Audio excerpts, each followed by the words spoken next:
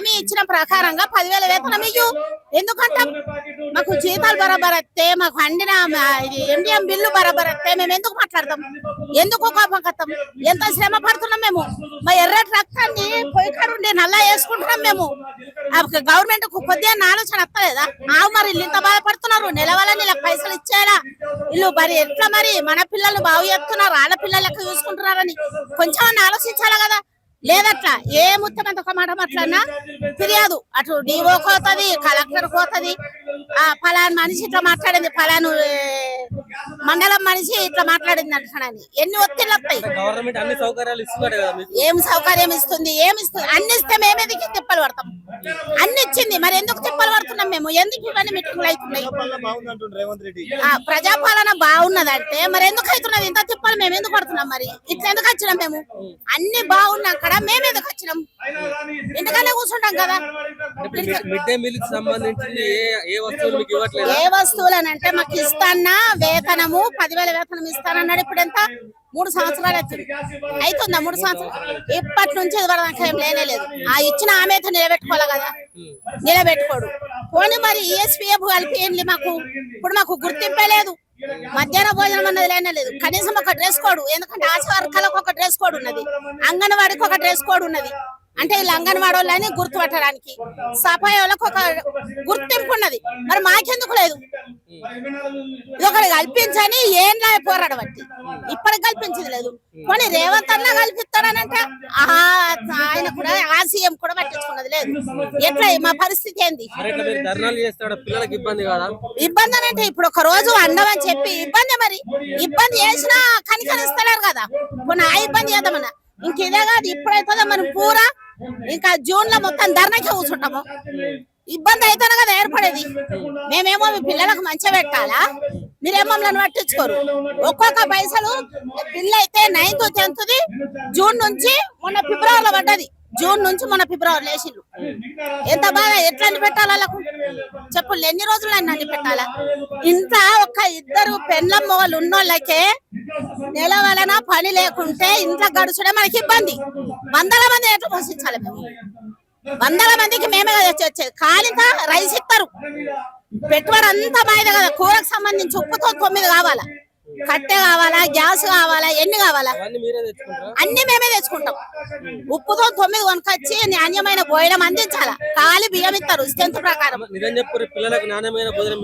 మేము ఖచ్చితంగా ఓళ్ళు వచ్చినా, నీవు వచ్చినా, ఎవరు వచ్చినా కానీ చూడ నాణ్యమైన భోజనం పెడతాం మేము. ఎందుకంటే వాళ్ళు మా పిల్లలు.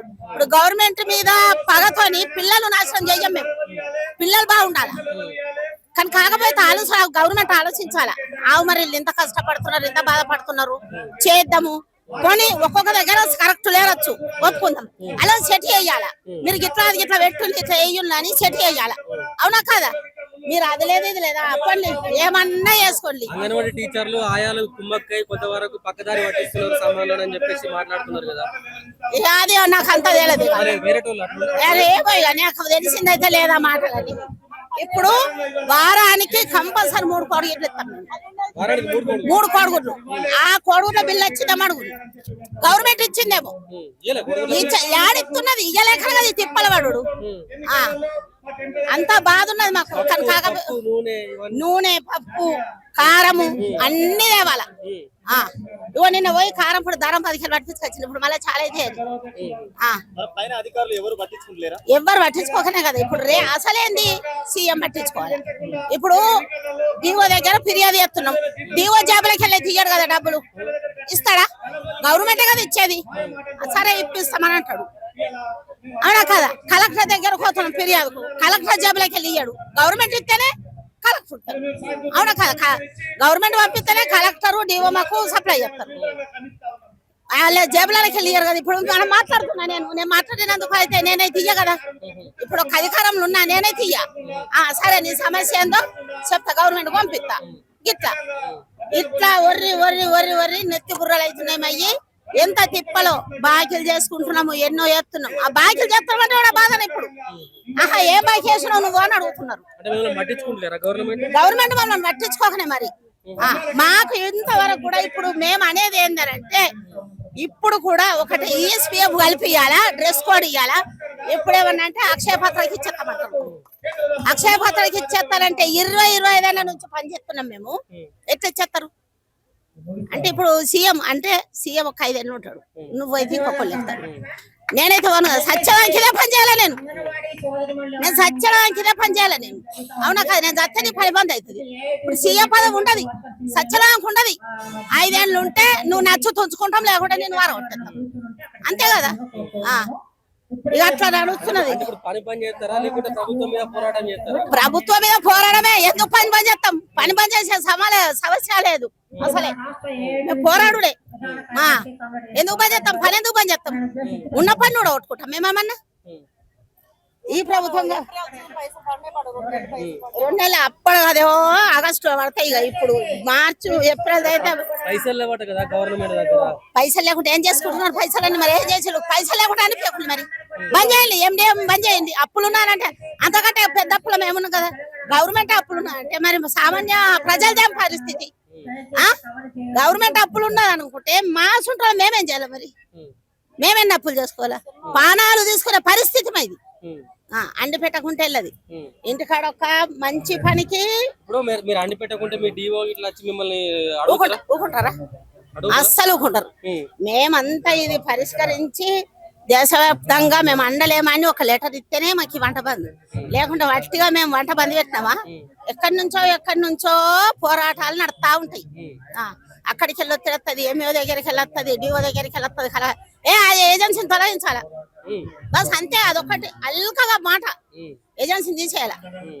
అది ఉత్తా అల్కగా మాట్లాడి అనామతి తీసి అసుంటి ఎన్నో జరుగుతున్నాయి. పైసలు రాలేక చెయ్యలేక ఎంత ఇబ్బందులు పడుతున్నారు. వాని జీతాల ఇప్పుడు 2000 వేతనం అయితే మొన్న 8 నెలలు కదా, 8 నెలలకు మొన్న 5 నెలలు పడ్డది. ఇంకా 3 నెలలు డ్యూ ఉన్నది. చెప్పు ఇప్పుడు అనలేము, వినలేము. ఇప్పుడు మాట్లాడదామని అంటే భయం, అంతే. పైసలు రావనంటే ఇస్తేనే వైరల్ మొత్తం. ఇప్పుడు చక్రపాణి చెప్పిండు ఒక మాట, మీరు వినలేరు. అదంతా మాట్లాడింది నేనే. పోయినా సరే హైదరాబాద్ వచ్చినప్పుడు నేనే మాట్లాడినా. అది ఎన్ని రోజులు చేస్తామో ఏ కథని కదా, అది తెలియకుంటున్నది మాకు. మరి ఇప్పటికన్నా తిండి ఇది రేవంత్ రెడ్డి వేరే అక్షయ పాత్రకి ఇస్తంటున్నాడు కదా. ఎప్పుడు న్యాయమైన భోజనము, పురుగులు పడ్డాయి, పుచ్చులు పడ్డాయి, పాసిపోయింది, బుడ్డిపోయింది, ఎత్తాయి. ఇక ఒక తెల్ల నాకు అండుతారు, తెచ్చి పెడితే ఇక పెడతారు. ఇక అప్పుడు ఏముండదు, ఇక అప్పుడు గవర్నమెంట్ బాధ్యత కదా. ఇప్పుడైతే మా మీద పడతారు. ఎందుకంటే ఎట్లని పెడుతున్నావు, అగో పురుగు వచ్చిందట, అగో పప్పు ఉడకలేదు, ఇవెన్నో కథలు మాట్లాడతారు. ఇప్పుడు అక్షయ పాత్రకి ఇస్తే అమ్ముతారు. కానీ ఇచ్చే సమస్య లేదు, ఒప్పుకోము దీనికి, ఒప్పుకోము అసలే. అదే మరి ఇస్తే ఇప్పుడు మరి ఉపాధి దెబ్బతినదా? నేను ఏం చేసుకొని బతక 20 ఏళ్ళ నుంచి నేను ఇదే పని చేస్తున్నా.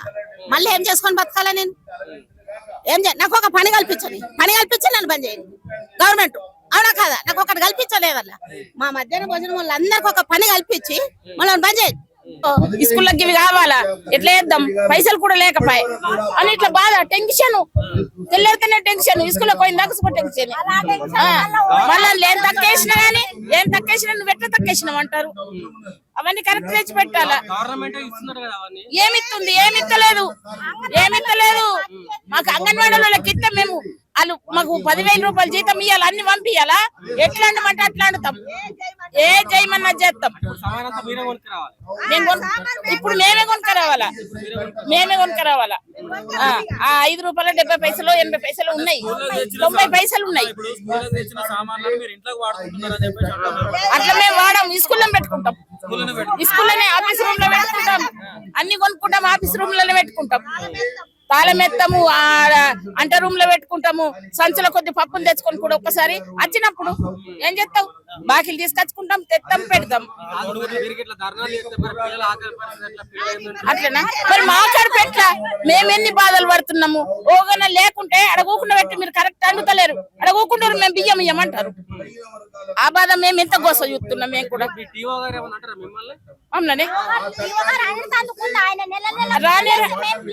నెల నెలకి వేస్తే మేము పోతాము. సార్ ఇంకా బిల్లు రాలేదని పోతాము. వస్తాయి అమ్మ అంటాడు. గట్లా మాట్లాడతారు తోలేస్తాడు ఇక మెను ప్రకారమే పెడతారా ఇష్టం వచ్చినట్టు పెడతారా మెను ప్రకారమే పెడతాం, మెను ప్రకారం పెడతాము. లేకున్నా మెను ప్రకారం పెట్టమంటారు, పెడతాం. ఇక బాధపడతాము, ఇళ్ళ నాళ్ళ చేప ఎడకత్తాము, మహిళా సంఘంలో తెచ్చుకుంటాము బాకీలు. ఏమన్నా ఓలి ఇవ్వకపోతే మెడలు ఉన్నాయి సుగత అక్కడ పెట్టేస్తాం. పెట్టొచ్చి ఇల్లు అయితే వెళ్తుంది, ఇంట్లో లేకుండా వెళ్తుంది ఒక పూటకు, ఇక స్కూల్లో వెళ్ళదు. అంత బాధపడుతున్నాం. దయచేసి 10,000 ఇచ్చి అన్ని సప్లై అయ్యని అట్లా ఏ చేయమన్నా చేస్తాం. ఇక అక్షయ పాత్రకు అప్పచెప్తా అంటున్నారు కదా, అట్టెట్లుకుంటాము? ఇన్ని రోజులు చేసినాం కదా, ఇప్పుడు అప్ప చెప్తే మేము ఎట్లుకుంటాం? ఊకము, ఇట్లనే పోరాడతాం. బాగా గవర్నమెంట్ భరించుకుంటారు కదా వాళ్ళకి అప్పచెప్పుకుంటే. మాకు అన్ని ఇచ్చేసి మేము 20 ఏళ్ల నుంచి చేస్తున్నాం కదా, మాది చూపెట్టాల. ఇచ్చుకొని అట్లా సుఖించుకొని మాది మాకు చూపించి ఇచ్చుకొని మేము ముసలైనము, ఐసు నుంచి వేసుకుంటాం ముసలైనము. మేమెట్లా బతకాలా? ఇప్పుడు రెక్కలు ఇవో కలుపుడికి, బౌగన్లు దించుడికి ఇవన్నీ గుంజుతున్నాయి. దావకన్లకు పోతాము, తినం తప్పేసి తినం దావకన్లకు పోతాము. ఇప్పుడు సాత కాకుండా ఇంటికాడ కూకుంటాము, ఓలు పెట్టాలా? మా పరిస్థితి చూస్తలేడు. మా పరిస్థితి చూసి మరి ఏదైనా వేయాలి, ఇక చేసి ఇచ్చుకొని అంతే. గవర్నమెంట్ ఆల్రెడీ ప్రణాళికలు సిద్ధం చేస్తుంది. మేము ఊకోము, అడ్డం వస్తాం. ఏం చేస్తాం? మా స్కూల్ ముందర పోయి మేము ధర్నా చేస్తాం. మా స్కూల్ ముందరికి వాళ్ళు తీసుకొచ్చి ఎట్లా పెడతారో మేము చూస్తాం. మా పిల్లలని మేము ఇన్ని రోజులు చేసి రమ్మను, ఏ అధికారి వచ్చి మేము కరెక్ట్ చేస్తలేమో ప్రూఫ్ చేయమను. అడగాల, వచ్చి చూసి అడగాల, అడగాల, చూసి ఇది కాలేదు అని అడగని. మాకు అధికారులు లేరా మా దగ్గర? పెద్ద మేడం నిల్చుంటది, ఎంఓ సార్ వస్తారు, ఇంకో సార్ ఉంటాడు, ఆ సార్ వస్తాడు. వారంకు 3 సార్లు వస్తారు. అక్కడి నుండి వీళ్ళకి ఆర్డర్ ఉందా? అన్నం కింద మీద చూస్తారు.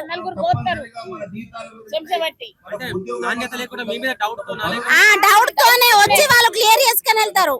మీరు కూడా రండి ఒకరోజు. మేము నమ్మకం ఎప్పటికీ కోల్పోలేం. వాళ్ళు మా మీద అపనిందలేస్తున్నారు వాళ్ళు మా మీద. మేము నమ్మకం కోల్పోతే జనాలు మమ్మల్ని ఊరుకుంటారా? పేరెంట్స్ ఊరుకుంటారా? ఇన్నేళ్ళు మమ్మల్ని కొనసాగనిస్తారా? 22 ఏళ్ళు కొనసాగుతున్నామంటే పేరెంట్స్ ఆగుతారా?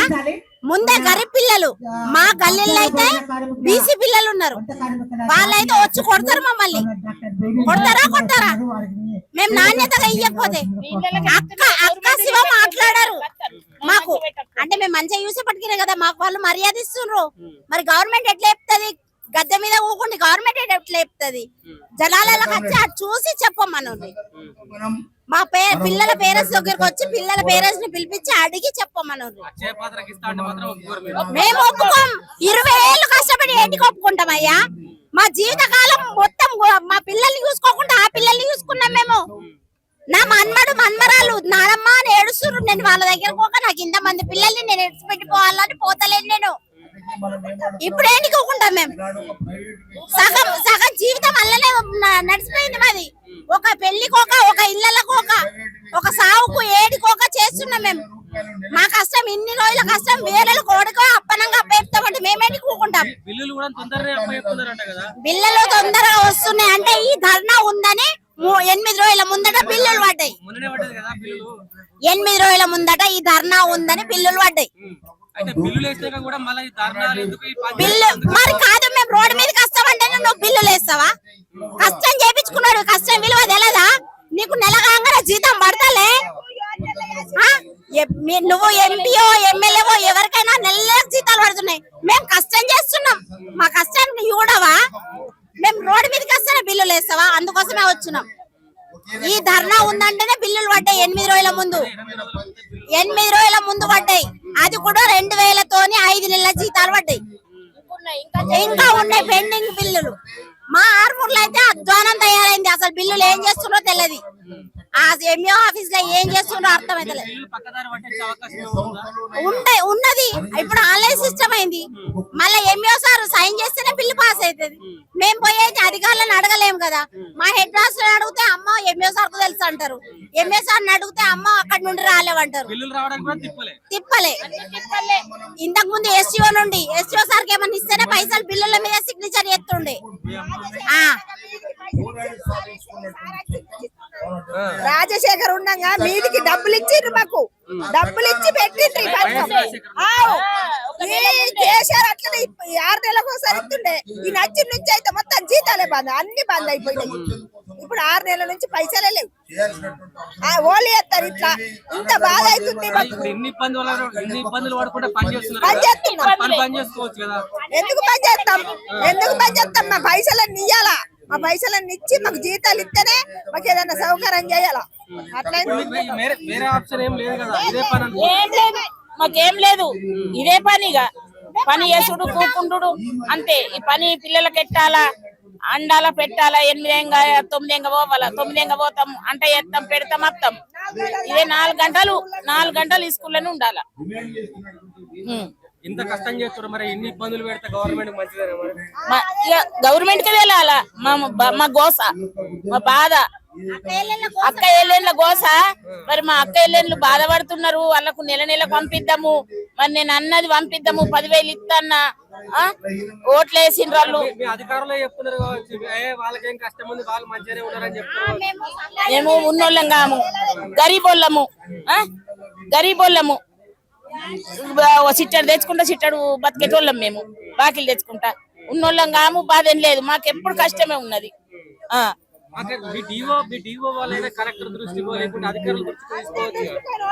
పట్టించుకుంటలేరు మమ్మల్ని. పట్టించుకోకనే గిట్ల ఎక్కడ ఉన్నది. మమ్మల్ని నోళ్ళు పట్టించుకుంటలేరు.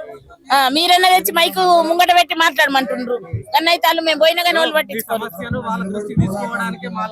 అదే మరి పట్టించుకుంటలేరు మమ్మల్ని. వాళ్ళు పట్టించుకుంటలేరు. అది మీ ధర పోతేనే మా అన్ని పరిక్షరం కావాలా. మా బాధలు అయితే మస్తున్నాయి. ఇంటి బాధ లేదు కానీ మాకు స్కూల్ బాధలు ఉన్నాయి. అయ్యో ఏమంటారు, తక్కువ ఉండే. ఒకనాడు పైసలు లేక ఒక గుడ్డు పెడదామన్నా గానీ మీదికి వెళ్ళొస్తుంది. పెట్టాలంటే సుగా ఆడ కాళ్ళు మొక్కి ఉద్దరన్న తీసుకురాల కోడిగుడ్లు అయిన దగ్గర పెట్టి తీసుకొస్తాం. ఇక ఏం చెప్తావు, బాధ పైసలు లేక. వారంలో 3 సార్లు పెట్టాల. సోమవారం ఊకోరు తినకున్నా గాని, పిల్లలు తినకున్నా గాని గుడ్డు ఇయ్యాలాడ. వాళ్ళు పిల్లలు అట్లా వాడేసినా సరే తుప్పుల. మేము తినం, గుడ్డు తినమంట. లెక్కనే ఒక్క మనిషికి సో తక్కువ కావద్దు. గట్లున్నది మా పరిస్థితి. ఇక దయత్తదో దాకా పోవాలా, మా మంత్రి దాకా పోవాలా, ముఖ్యమంత్రి దాకా మీ ద్వారా. మీ దయ. ఇక ఆయన దిగి రావాలంటే మీ దయ.